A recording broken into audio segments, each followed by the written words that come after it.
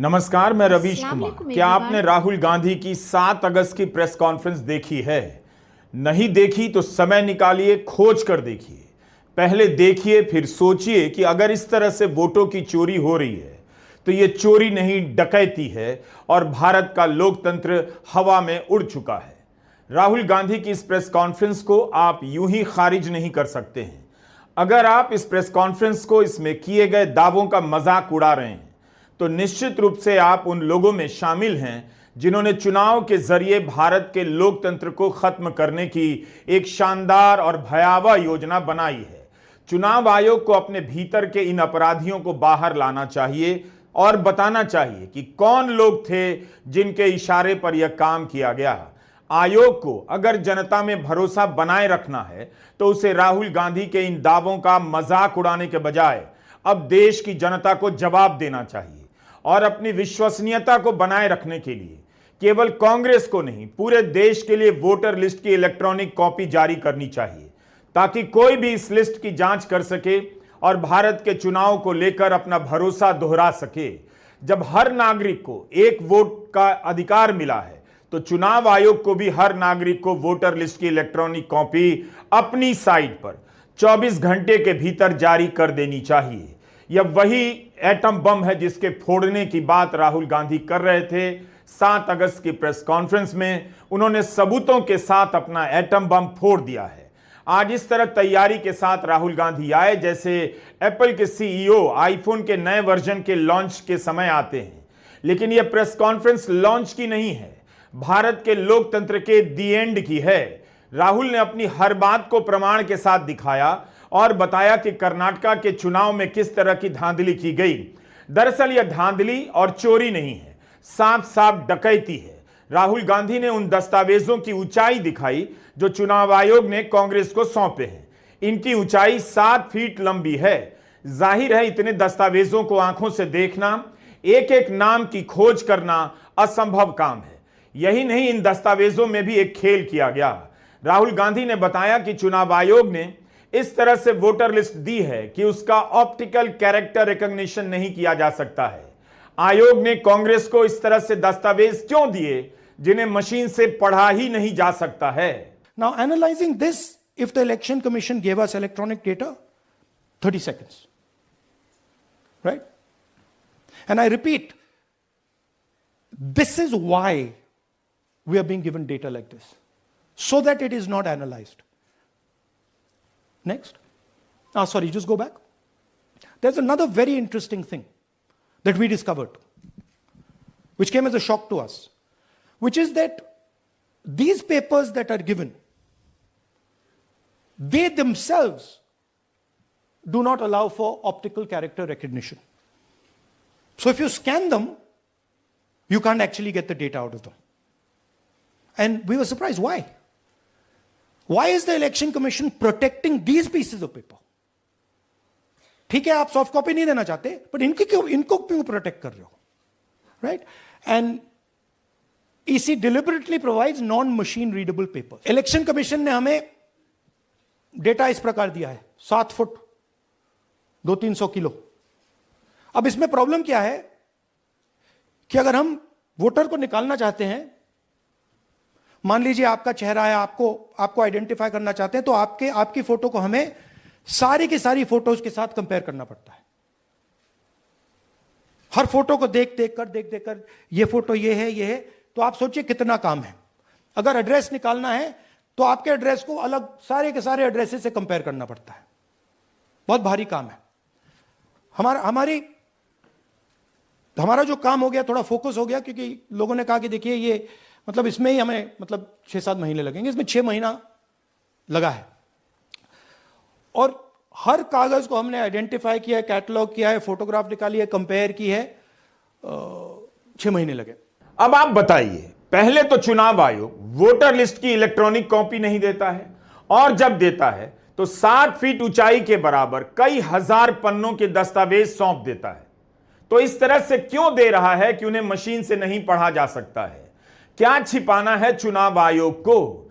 क्या चुनाव आयोग को यह भरोसा था कि कांग्रेस पार्टी इस दस्तावेज का कुछ भी नहीं कर पाएगी, और करना चाहेगी भी तो उसे सालों साल लग जाएंगे, तब भी पता नहीं कर पाएगी। इसके बाद भी राहुल गांधी और उनकी टीम ने जो कमियां निकाली हैं, वोटों की खुलेआम डकैती से किसी के भी होश उड़ जाने चाहिए। क्या इसीलिए चुनाव आयोग ने इलेक्ट्रॉनिक कॉपी नहीं दी? अगर उसके काम में घपले नहीं है, तब फिर डिजिटल इंडिया के इस देश में इलेक्ट्रॉनिक कॉपी क्यों नहीं दी जा रही है? हर नागरिक को यह सवाल पूछना चाहिए।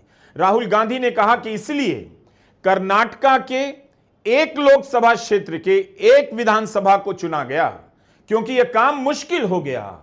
एक विधानसभा के वोटर लिस्ट की जांच में ही 30-40 लोगों की टीम लगी रही और उस एक विधानसभा के वोटर लिस्ट की जांच में 6 महीने लगे हैं।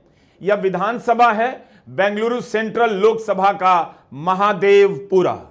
राहुल गांधी ने बताया कि 25 सीटों के कारण, इसी तरह की 25 सीटों के कारण नरेंद्र मोदी प्रधानमंत्री बने हैं। जिस तरह से महादेवपुरा में राहुल गांधी ने घपला पकड़ा है, अगर इलेक्ट्रॉनिक डेटा मिल जाए तो सच्चाई और भी भयावह हो सकती है। नरेंद्र मोदी 25 लोकसभा सीट के कारण प्रधानमंत्री हैं।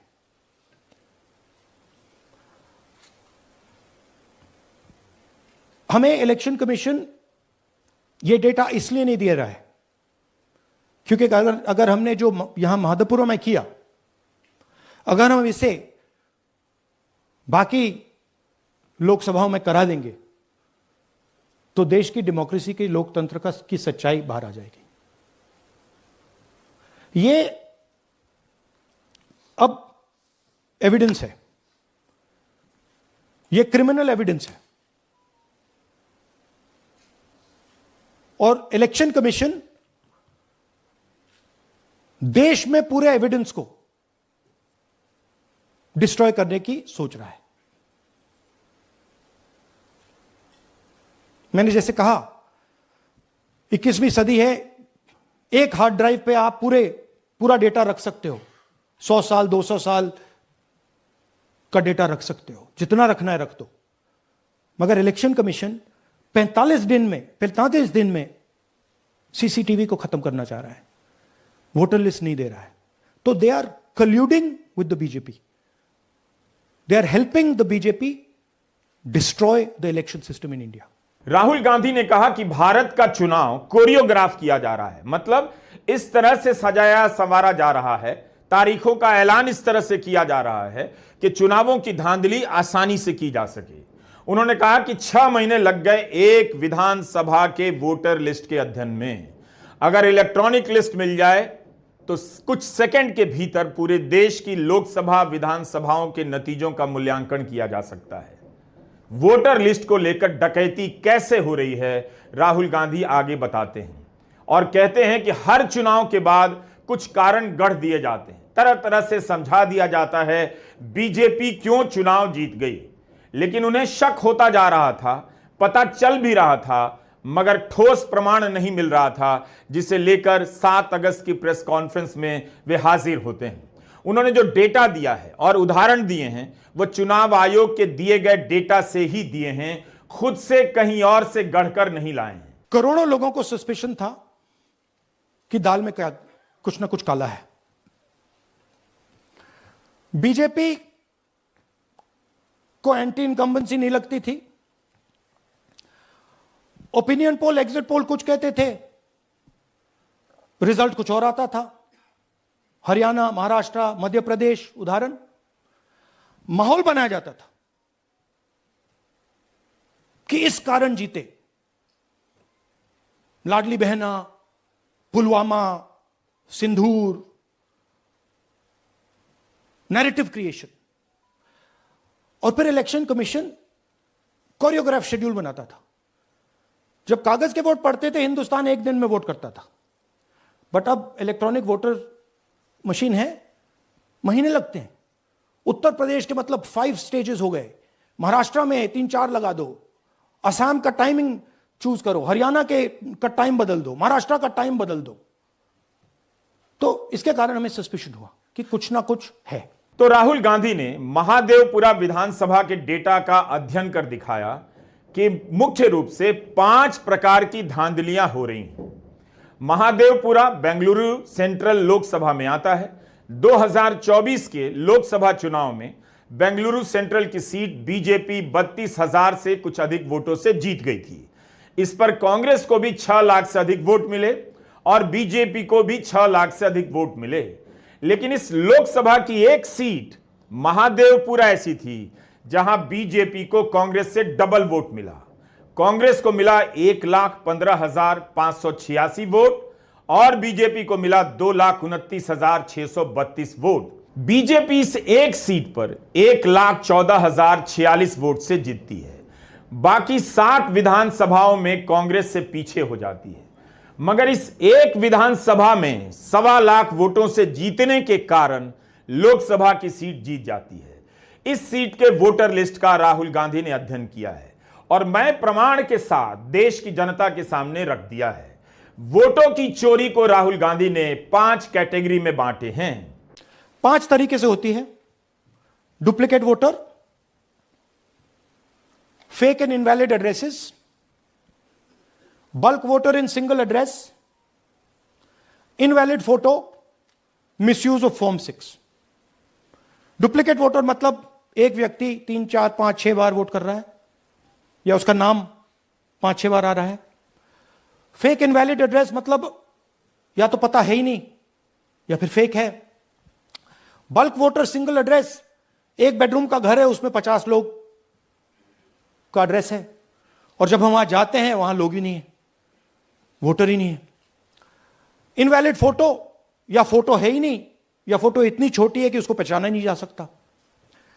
और finally misuse of form 6। Form 6 नए वोटर्स के लिए होती है, जो 18 साल का होता है, पिछले इलेक्शन में जिसने वोट नहीं किया उसके लिए होती है। मतलब 18 से 22-23 की एज होनी चाहिए उसकी। तो इसका जबरदस्त मिसयूज हुआ है।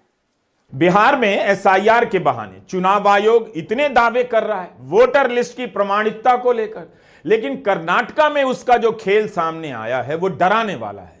राहुल गांधी ने कहा कि हम सभी लोकतंत्र को बहुत प्यार करते हैं, मगर अब वह नहीं है। एक विधानसभा में 11,965 वोटर डुप्लीकेट पाए गए हैं जिन्होंने वोट दिए हैं। 11,000 से ज्यादा वोटर डुप्लीकेट कैसे हो सकते हैं? और तमाम तैयारियों के बाद इतने वोटर ने वोट कैसे दिए? फिर चुनाव आयोग की अपनी क्या व्यवस्था है? डुप्लीकेट वोटर इस तरह से हैं जो एक ही विधानसभा में अलग अलग बूथों पर वोट डाल रहे हैं और अलग अलग राज्यों में वोट डाल रहे हैं। एक राज्य के भीतर 2 अलग अलग विधानसभाओं में या लोकसभाओं में वोट डाल रहे हैं। जैसे यह गुरकीरत सिंह डांग, राहुल ने बताया कि इसने महादेवपुरा के 4-4 बूथों पर वोट किया है। इसके पिता का नाम रणबीर सिंह बताया गया है। गुरकीरत के अलावा राहुल ने आदित्य श्रीवास्तव का उदाहरण दिया और बताया कि आदित्य महाराष्ट्र में भी वोट कर चुका है, कर्नाटका में भी करता है, यूपी में लखनऊ और वाराणसी में करता है। इस तरह से एक विधानसभा में 11,000 लोग वोट करते हैं। राहुल गांधी ने 11,000 ऐसे डुप्लीकेट वोटरों की एक पूरी किताब बनाकर मीडिया के सामने रख दी।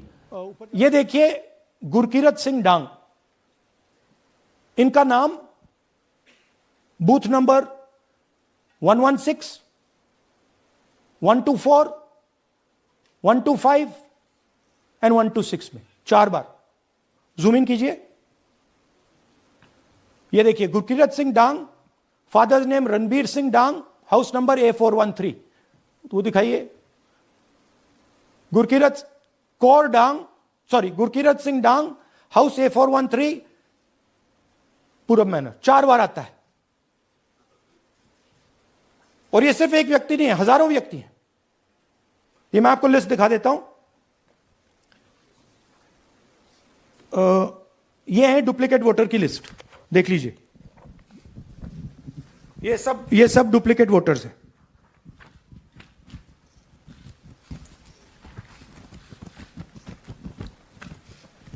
इसके बाद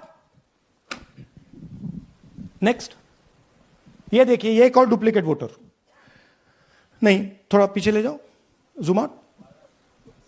ये आदित्य श्रीवास्तव जी हैं। ये महाराष्ट्र में वोट इनका नाम महाराष्ट्र में है, कर्नाटक में है, उत्तर प्रदेश लखनऊ में है और कर्नाटक बेंगलोर अर्बन में है। 4 बार आता है, सेम फोटो सेम एड्रेस। और दूसरा नाम दिखाइए, ये है विशाल सिंह, ये कर्नाटक में इनका नाम है, 2 बार कर्नाटक में आता है और 1 बार देखिए ये वाराणसी में साहब वोट कर रहे हैं, वोटर लिस्ट में है। थोड़ा जूम आउट कीजिए। और ऐसे हजारों हजारों लोग हैं, 11,000 वोट ऐसे चोरी हुआ है। चुनाव आयोग को सीरियस होना चाहिए। यह केवल दावा नहीं है। नेता प्रतिपक्ष ने 6 महीने के होमवर्क के बाद सारे सबूत देश के सामने रखे हैं और आयोग से इलेक्ट्रॉनिक वोटर लिस्ट की मांग की है। इन सबूतों के बाद आयोग के लिए कहना मुश्किल हो जाएगा कि राहुल गांधी के दावों में कोई दम नहीं, हम परवाह नहीं करते। फिर चुनाव आयोग को गुरकीरत सिंह डांग, आदित्य श्रीवास्तव और उन 11,000 डुप्लीकेट वोटरों पर यह कमेटी बना देनी चाहिए। इसकी जिम्मेदारी लेनी चाहिए कि एक विधानसभा में 11,000 वोटर डुप्लीकेट कैसे हो गए, इन्होंने वोट कैसे डाले, या नहीं तो इन सभी को अपना ब्रांड एम्बेसडर बना देना चाहिए कि भारत के चुनाव को इसी विधा से, इसी तरीके से खत्म करने वाले ये 11,000 महान लोगों का सैंपल है। इसके पीछे का दिमाग किसका है, इस राज तक पहुंचना बहुत जरूरी हो गया है। Next, fake address. या तो एड्रेस है ही नहीं, या फिर address 0, house number 0, street number 0 दिखाइए। हाउस नंबर 0 देखिए, मुनियप्पा जी, मंजुला मुनियप्पा जी का हाउस नंबर 0। अच्छा ये देखिए, टेकराज सबकाता, इनका फादर का नाम DFOIGAIDF, हाउस नंबर 0 में रहते हैं। हस्बैंड्स नेम इनका, नीचे जाइए, टिक्का कुमारी आचार्य, नेम YTDR, किसी ने ऐसे ही टाइप कर दिया है, YTDR QPF। अच्छा जूम आउट। और जब हम इन एड्रेसेस को वेरीफाई करने जाते हैं तो कोई एड्रेस नहीं है। तो क्या इस तरह से बेंगलुरु सेंट्रल की सीट जीती गई? राहुल गांधी कहते हैं कर्नाटका में कांग्रेस का सर्वे बता रहा था कि लोकसभा में 16 सीटें मिलेंगी, लेकिन मिली 9। तब उन्होंने कर्नाटका को 0 इन किया और एक लोकसभा का चुनाव किया और उसकी एक विधानसभा का। एक विधानसभा के वोटर लिस्ट का अध्ययन करने में, चोरी पकड़ने में 6 महीने लगे हैं। Bulk voters in single address, single bedroom का घर है, 80 वोटर रह रहे हैं उसमें, दिखाइए, जूम इन कीजिए। अलग अलग नाम, अलग अलग परिवार, और जब हम वहां जाते हैं हमें बताया जाता है यहां पे 80 लोग नहीं रहते, यहां पे ये लोग हैं ही नहीं, कोई नहीं जानता इनको। ये है बूथ नंबर 366 पे वही कहानी, ये देख लीजिए, छोटा सा 1 बेडरूम का घर है, जूम इन कीजिए। ये सब लोग, इलेक्शन कमीशन के मुताबिक ये सब लोग इस घर में रहते हैं, और जब हम वहां जाते हैं एक भी नाम नहीं मिलता, और वहां के लोग कहते नहीं ऐसे, इन लोगों को हम नहीं जानते। Zoom out. 10,000 से ज्यादा वोटर सिंगल एड्रेस में गए। नेक्स्ट, एक और तरीका, कमर्शियल एस्टेब्लिशमेंट में लोगों के नाम डाल दो। ये एक ब्रूअरी है कर्नाटक में, 68 वोटर्स इसमें हैं, मगर जब हम वहां जाते हैं पूछते हैं भैया ये हैं कौन, कहां हैं, नो आइडिया, डोंट एग्जिस्ट। अलग अलग परिवार के हैं, एक साथ रह रहे हैं इस ब्रूअरी में, पता नहीं। Next, invalid photograph. ये बहुत बड़ा तरीका है। इसमें या तो इनकी फोटो है ही नहीं पोलिंग वोटर लिस्ट पे, या फिर इतनी छोटी है कि पहचानी नहीं जाती। देख लीजिए, ये देख लीजिए, और ये सब नाम है इनके, ये सब लोग हैं जिनकी फोटोग्राफ नहीं है और या फिर दिखाई नहीं देती। Zoom out.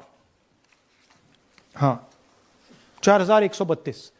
हर चोरी दूसरी चोरी से बड़ी लग रही है। आप नहीं कह सकते कि डुप्लीकेट वोटर का घोटाला ज्यादा संगीन है या एक ही पते पर 80-80 वोटर के मिलने का घोटाला ज्यादा बड़ा है। पहली बार जब कोई वोट करता है तो फॉर्म 6 भरता है। राहुल गांधी ने महादेवपुरा में 33,692 वोटर की लिस्ट निकाली, जिन्होंने फॉर्म 6 भरे हैं, यानी पहली बार वोट दिया है 33,692। इनमें से किसी की उम्र 95 है, किसी की 70। पहली बार वोट करने की उम्र तो 18 है। राहुल का कहना है 19 भी नहीं है, 20 भी नहीं है, 70, 80, 95, 94, 98 है। तो क्या इस तरह से देश भर में बीजेपी को जीत दिलाई जा रही है? Next, misuse of form 6। आपने सुना होगा नए वोटर्स मोदी जी को वोट करते हैं, आता है मीडिया में। फॉर्म 6 नए वोटर्स के लिए है। मैं आपको आज नए वोटर बनाने का तरीका दिखाता हूं, कैसे मैन्युफैक्चर किए जाते हैं। ये देखिए, शकुन रानी जी हैं, 13/9/23 को ये नई वोटर, फर्स्ट टाइम वोटर बनती हैं। इनकी एज क्या है, दिखाओ जरा।